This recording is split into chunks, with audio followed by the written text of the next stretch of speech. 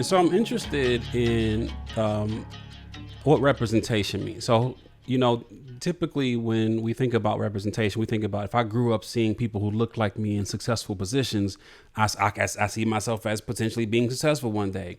But in your case, I want to correlate this to your geography where you grew up. And so, coming from a place that had one bank, one financial institution, what does that do to the psyche of people when they grow up and walk around, go to school, go to work, and don't see any financial centers?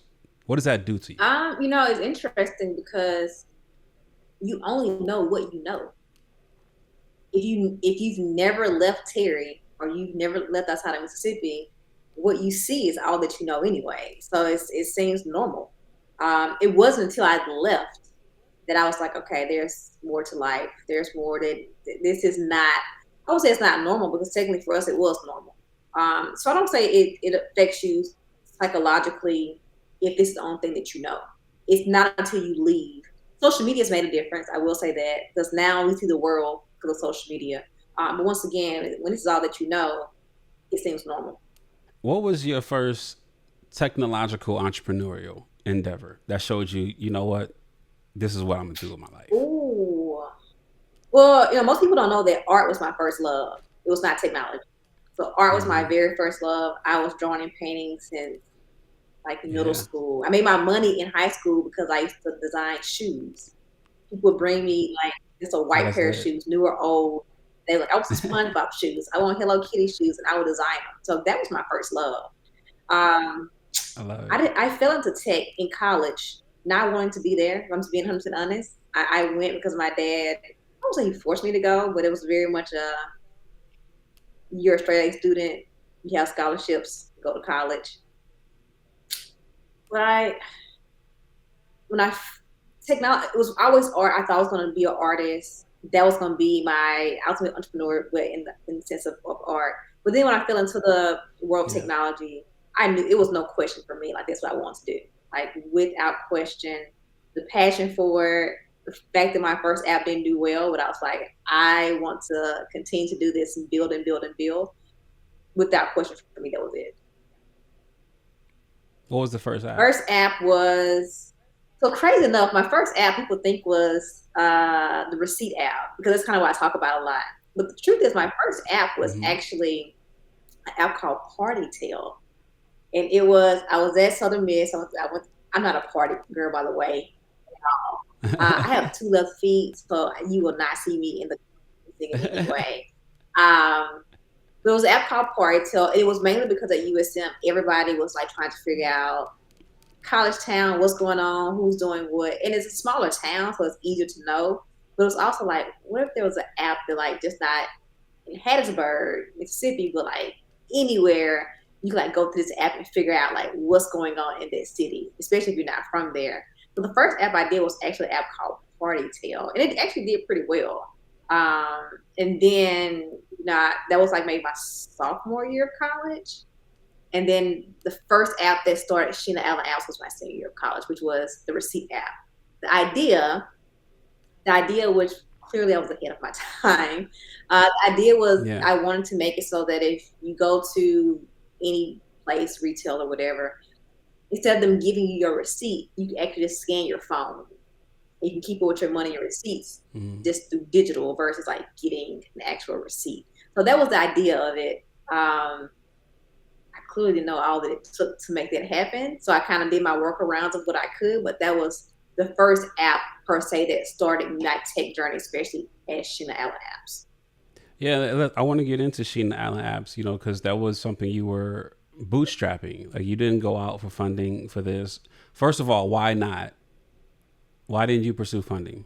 I didn't I didn't know what the heck I was doing. I'm gonna say heck. I had no clue what I was doing. So I had no clue how to even I didn't know the process of how to raise money, if I'm being honest. I had no clue. Like when I started the journey of technology, I got the money from my dad, who I'm sure he's about to call back two more times. And it was pretty much he fronted me my refund check from school. But as far as like saying, how do I pitch? How do I do a pitch deck? What type of investor should I go after? What's a pre-seed round? What's a seed round? I had no clue. That was all foreign to me. So part of me not raising was not knowing how to raise or the proper way to raise. And the other side was it was more of like I just want to get this thing done. Like, what can I do to get this thing out? Now my mind, which probably most of us now, my mind is very much like, am I going to do a pre-seed? Like, what's my upfront cost? Should I go after like pre-seed funding? Am I going to like? My mind is different now. But back then, I did. It wasn't that I didn't want to raise. I didn't know the proper way or if I should be raising.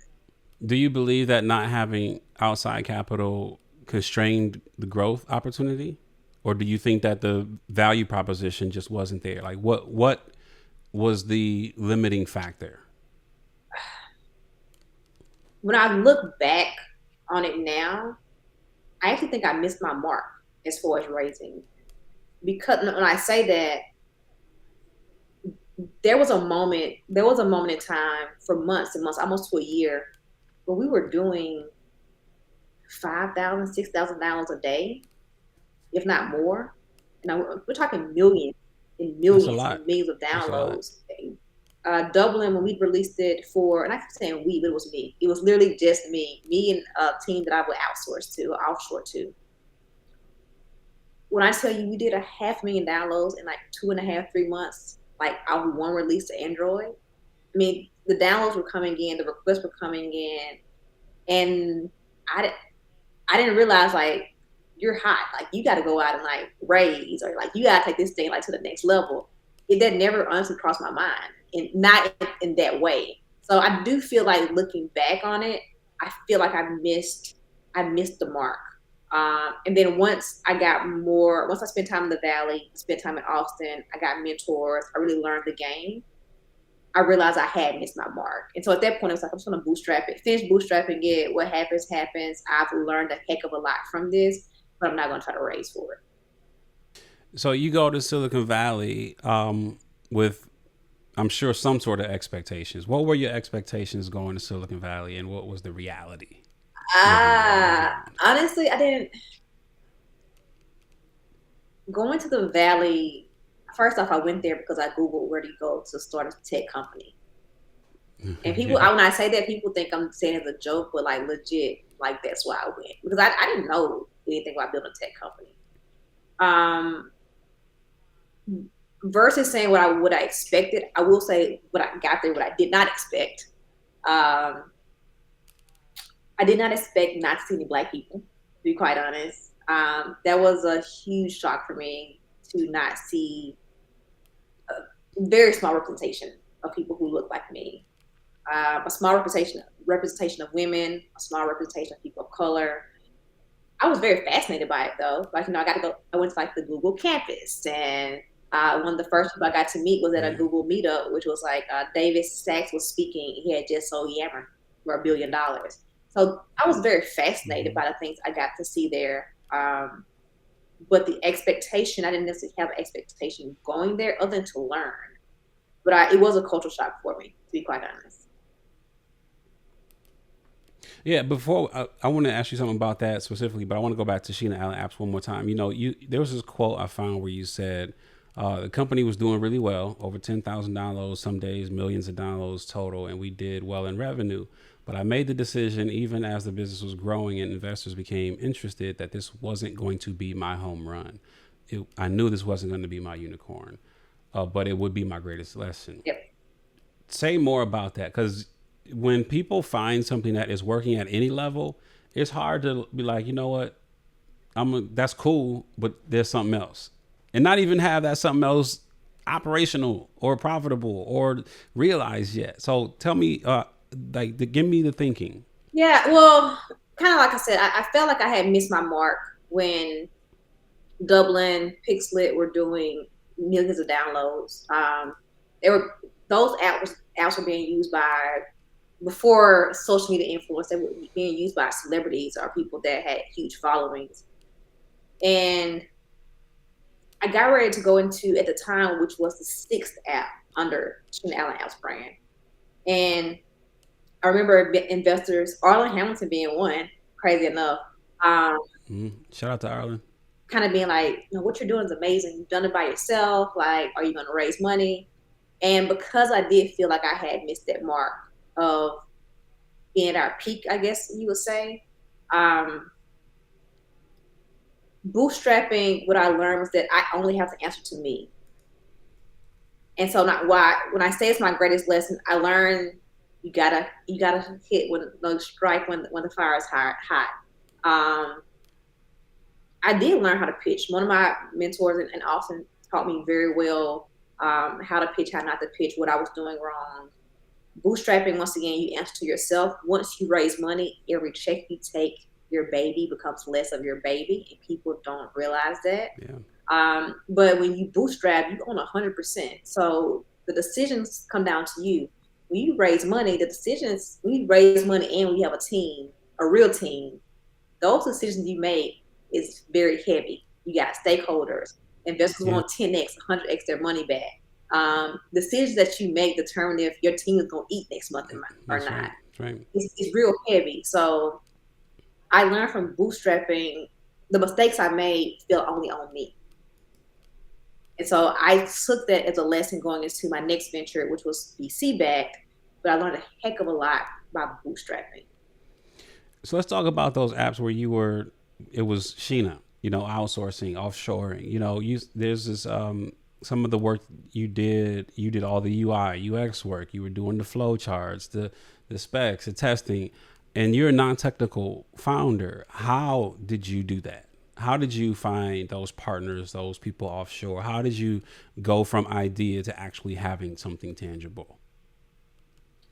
Yeah, the University of Google is powerful. Well, the design piece was kind of natural to me because clearly Yeah, designer. Yeah, art. yeah, yeah. So that part came very natural. So when I had the idea in my head, even from the very first app to even to the apps I do today, to be quite honest, I know what I want the apps to look like. So anything that you've ever seen me do, CapWay website, CapWay app, any app on the Sheena Allen apps, any app I've ever been a part of, at least the initial designs were done by me because it's my vision of how I wanted to look, how I wanted to operate, what I want the user to see, what I want the user to experience.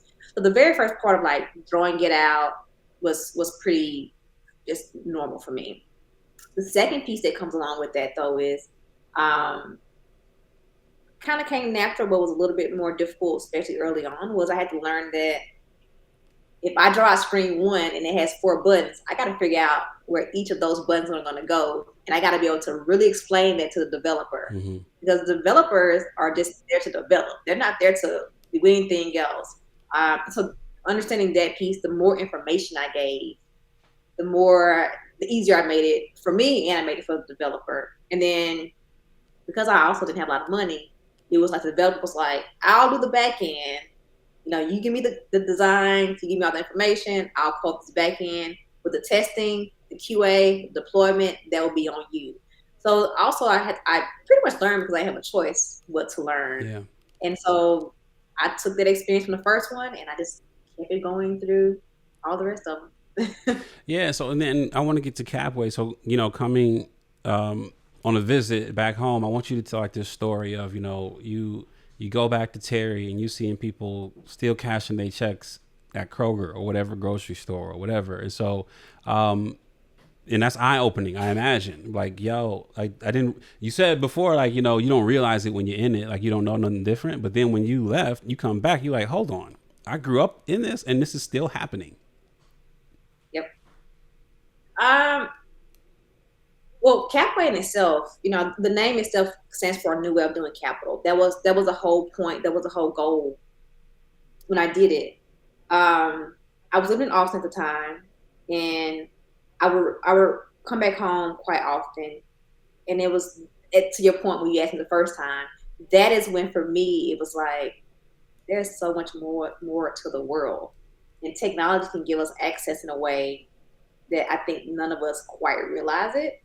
And so the beginning of CapWay was me pretty much taking my professional experience of technology or in the tech space and my personal experience of growing up in a town with one bank in a state that is number one for unbanked and underbanked residents per capita of any other state in America. It was taking my personal experience and combining with my professional experience. That is how and why CapWay came to be from the very beginning. It was a struggle from the very beginning, as far as pitching it, raising money, mainly because investors invest in what they know. Yeah. First off, we talk about the lack of money that goes to Black women. That's a stat in itself, which could be a whole podcast. Yeah. There comes the stats of Black women and then women, and then you're talking about a space that I'm going in as a Black woman with a country accent, talking about fintech, unbanked, underbanked. First off, fintech is not, it's predominantly a male dominated industry within a segment of the tech space. So finance is a male dominated industry. So it's not just fintech, it's finance too. And tech is also male dominated. A lot of people just didn't get it. They just absolutely did not get what the heck I was talking about. I'm like, hey, I can, if you would like to, we can drive through Mississippi right now. And I can take you through the Delta of Mississippi. We can drive for 30 minutes. You're not going to see a bank. I can show you people who keep money in their house right now. You know, that's the reality. That's not the reality of just Mississippi, but I can show you that. I can tell you. But I had investors asking me, did I make up the word unbanked? Wow. Investors who felt like this was more of a third world country problem. Like we did not have this problem in America. So my experience, my love of home, my experience of home, my experience in my community, the lack of, is definitely what led to CapWay. But I would tell you that is by far, I feel like anything I do after CapWay should be a breeze. Man, that startup in so many different ways rocked me. Yeah, so when you have the kind of background that you have, where you've done all of these different things, these different apps, ideas, and you've been able to get them out into the world without necessarily even being technical yourself, that lends pretty well to being able to teach other people how to do it. So talk to me about what you're doing today with App It Out and all these other things, and you're speaking and writing, and talk to me about why this matters to you and what you teach. Yeah, so CapWay, we're going through a transition right now. I don't know. I guess that's a different conversation for a different day. But regardless of what happens with CapWay tomorrow, next month, next year, my love for financial inclusion isn't going anywhere. So still speaking on it, still doing projects around it, consulting, whatever the case or however it looks. I will forever have passion for it and work to some capacity, even if it's just speaking about it in financial inclusion. I think we have a huge gap. We have a huge issue, honestly, in America, but also outside of America. And so until I know those gaps were filled, which I don't think will happen anytime soon, honestly, not even in our lifetime, if I'm just being honest, I will always be doing some form of work in the financial inclusion space. So that's number one. The second thing, as far as App It Out and what I'm doing now, is I'm taking a dive into the AI world. Honestly, not because it's trendy. I actually try to run from trends, for me, quite honest. Yeah. Because Web3, I was like, nope. NFTs, I was like, nope. Anything that's trendy, I personally try to turn the completely different, like the complete opposite direction. The reason that AI for me has been interesting and why I found myself in AI now is one, with App It Out, which is one of the products under the AI company Mindful that I started, is it's kind of full circle, if I'm just being honest. So App It Out is actually, the AI component to it is actually text to software. And so what I'm pretty much doing is taking what I did 10 years ago, which was what information I need to put in as far as like, I want my logos to look like this. I want the app to function like this. My website to function like this. In the meantime, of course, you have like your Squarespace, your Wix, your drag and drops. But what does it really mean for someone non-technical to be able to put in certain information, and for artificial intelligence to be able to turn that into at least a beta version or MVP version of an app or a website? Because there's so many people who are non-technical, so many small business owners who can't afford or don't understand how to outsource. They don't know how to even work a drag and drop, even if that was the case. So how can I build something that actually changes that in a world where generative AI can do it? So that App It Out is kind of a full circle product, if I'm being honest. Yeah. The other parts and other products, shall I say, that we're working on under the parent company of Mindful, which is the AI company. the the language model that we're working on is actually called Gabby. And actually, what it's the beginning of this stands for the GAB stands for gaps and biases. And so, one of the biggest things that we're fighting with anything that we are developing, kind of that core mission, that foundation, is what are we doing? What can we do to fight against the issues that are in artificial intelligence? No matter what people say, no matter how great it looks from the open AIs to all the rest of them, they have a lot of issues. People sometimes don't know or don't understand that artificial intelligence is data scraping. It's a lot of data being put together and spit out. But if a lot of the data is already biased and you put it into a data Yeah, set or yeah, you put it into a language model, it's actually only going to spit out more biased information. And so for us, it was how do we insert ourselves into a space? Open AI is not going to try to figure out how to work with the local business owner. They might say they do, but they don't work with Shutterstock. And there's no offense to Shutterstock. It's like, use Shutterstock. Right? Ever try to search for a black person on Shutterstock? It's the same black guy. It is the exact same black guy. I know him when I see him on something. I'm like, that's that black guy from Shutterstock.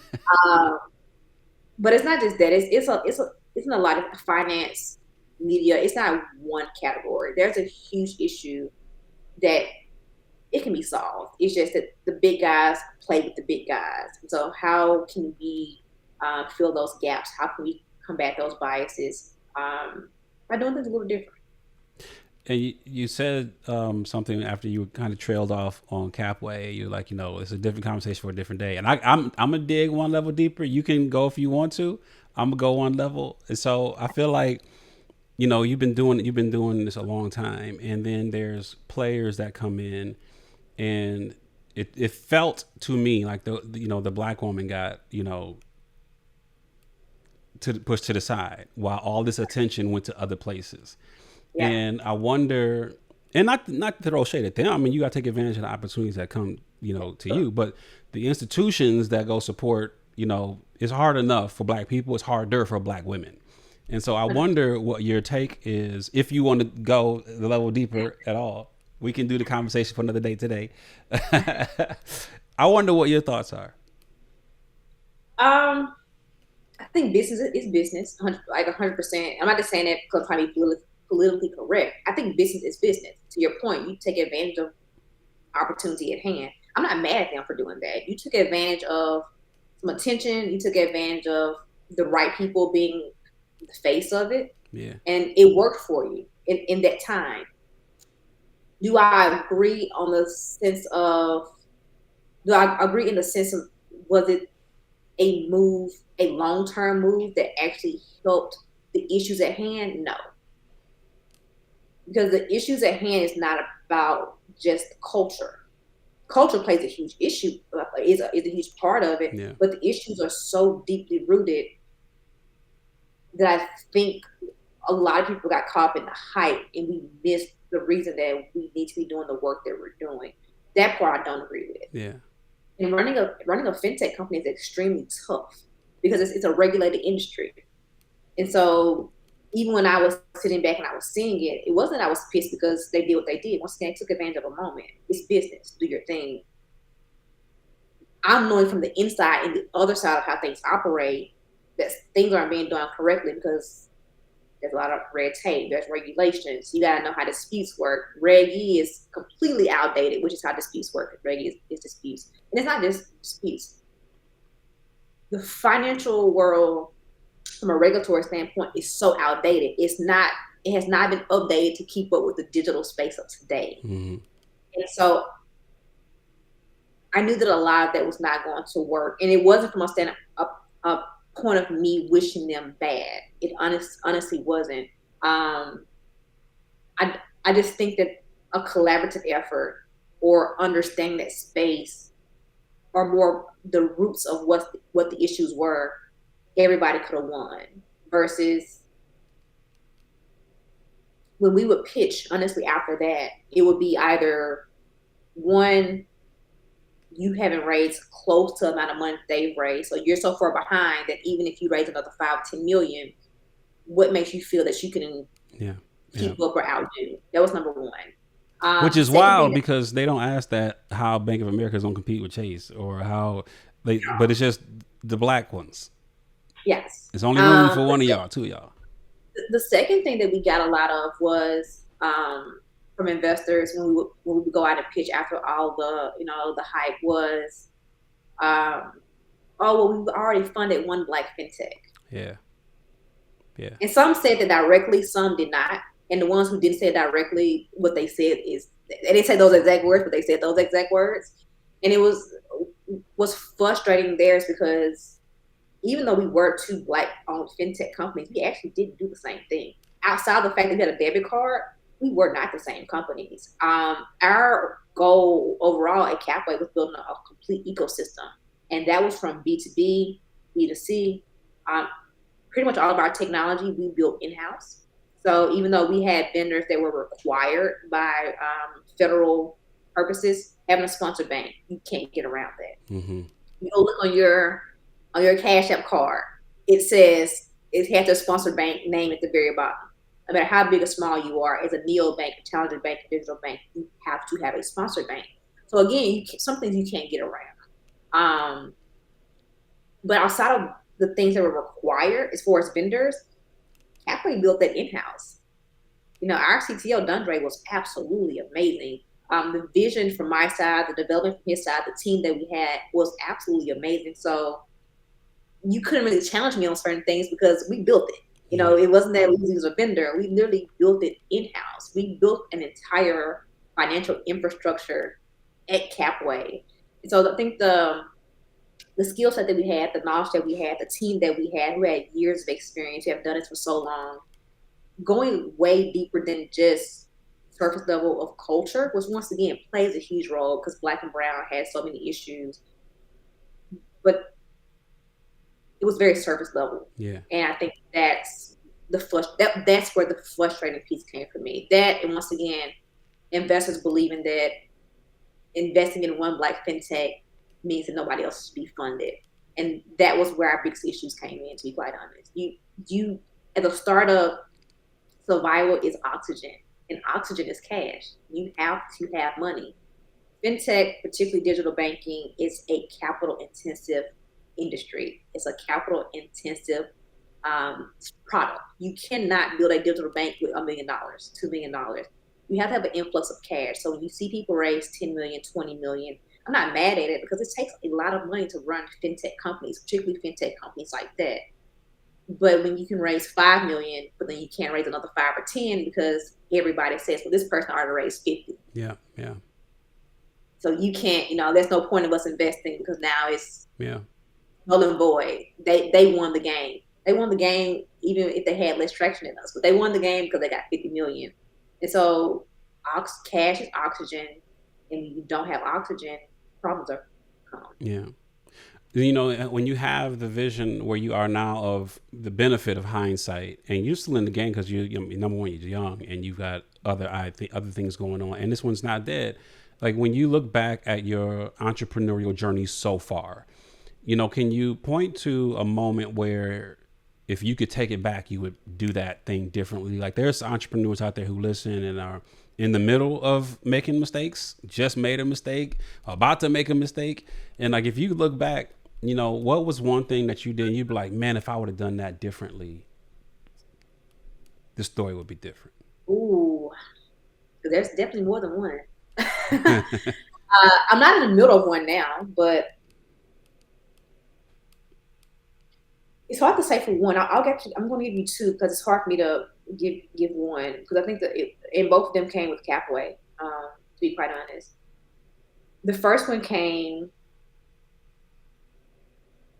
because when money was flowing in 2021, when they were just like handing out money, yeah. I call it handing out money. I mean, it's what it is. We did not raise, and that's on me, the CEO.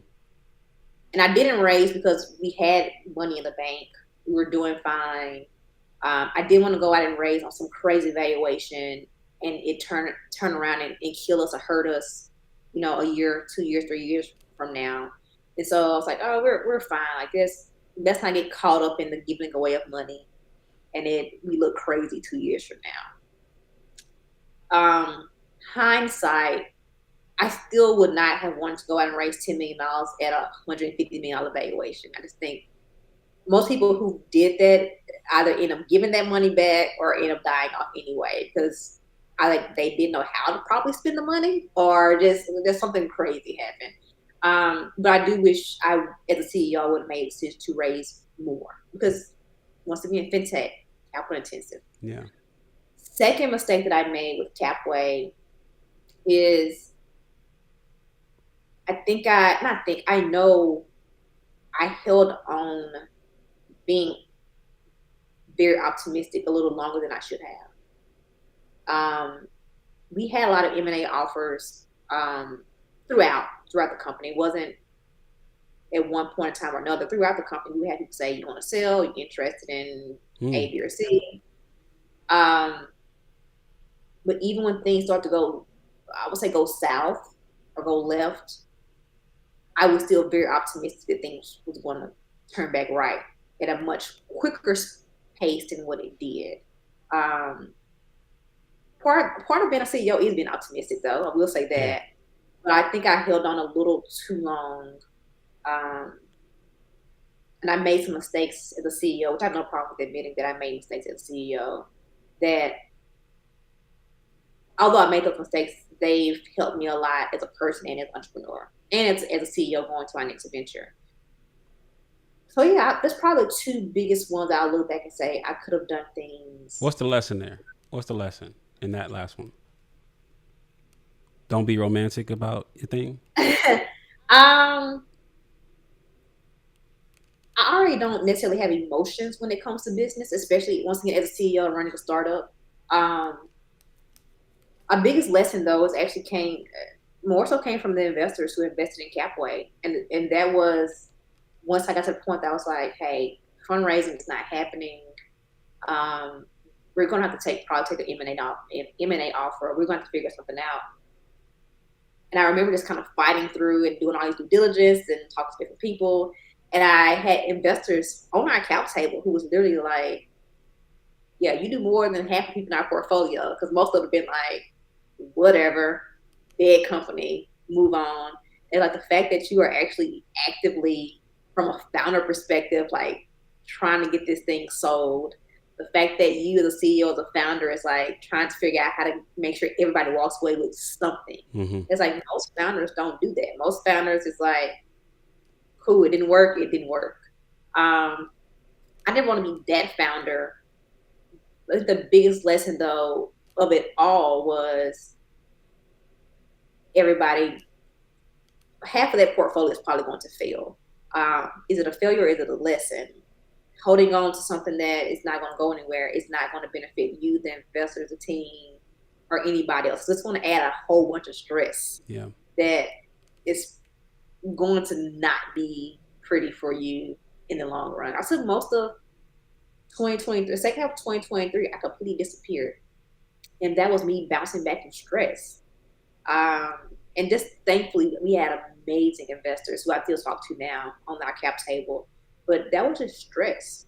And that was just me learning hard lessons from CapWay. Yeah. You know, I believe in people having like a particular mission for their life. Like, you know, my mission for my life is to create content and opportunities that helps Black people realize entrepreneurial success beyond their wildest dreams.